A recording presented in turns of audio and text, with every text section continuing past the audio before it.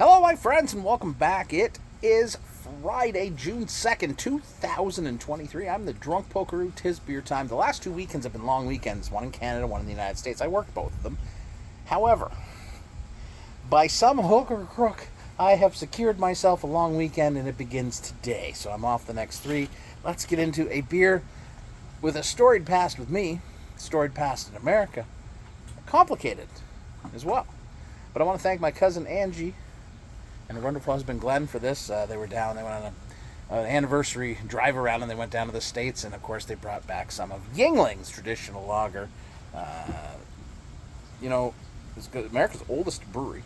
This goes way, way back with me. So we used to have a cottage. Friends of ours had a cottage, and they would lend it to us for a week in August, and we would go down. And we didn't have any money at that time, especially. So you're going back to like 2014 or so.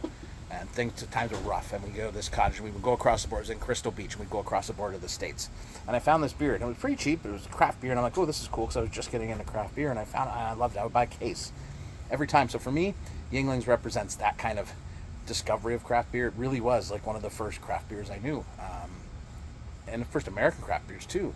And it reminds me of that very difficult time and how we made it through. Now, they obviously have some business practices that are not great, anti-union, some pro-Trump stuff.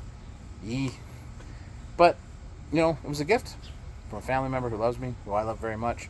And I'm going to drink it in the vein that it was given and with the memories that it brings, as opposed to the other stuff that's nuts. I don't know anymore, because I'll ask you a question. How many Ontario craft beer owners, people who own the breweries, do you think donate to the Conservative Party? Pierre Poilievre and Doug Ford, because they're business owners. And you wonder about that, eh? I wonder. But we can find out at Freedom of Information Act, right? You can find out, but I don't know. I'm not playing down anything. But this gift was given in love, and I want to share it in love. Because those times, man, it was bad. Things were rough. We made it through. We're here now. So let's get into it. Cheers, my friends. Thanks, Andrew, Glenn. Love you.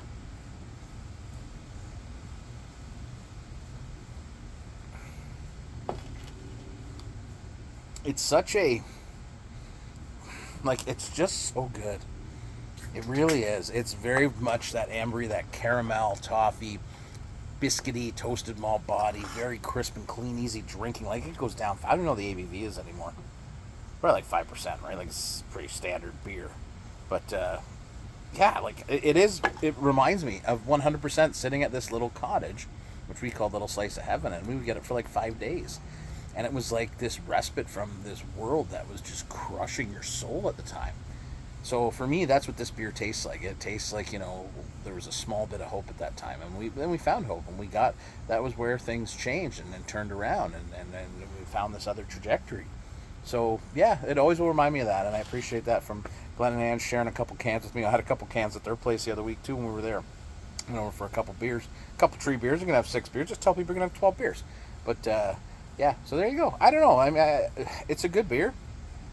I like it. I would drink it a lot if I lived down in the States where it was sold, probably, because it's really good. And, yeah, I struggle because, I'm pro-union. I'm pro more money for the people.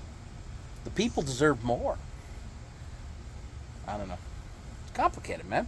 Shit's complicated, but it's a gift. I love my families. Cheers, my friends. Enjoy your day.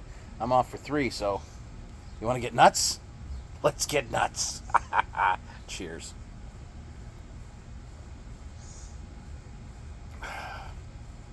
Friggin' gold. It's so good. Just not going to last. Beautiful.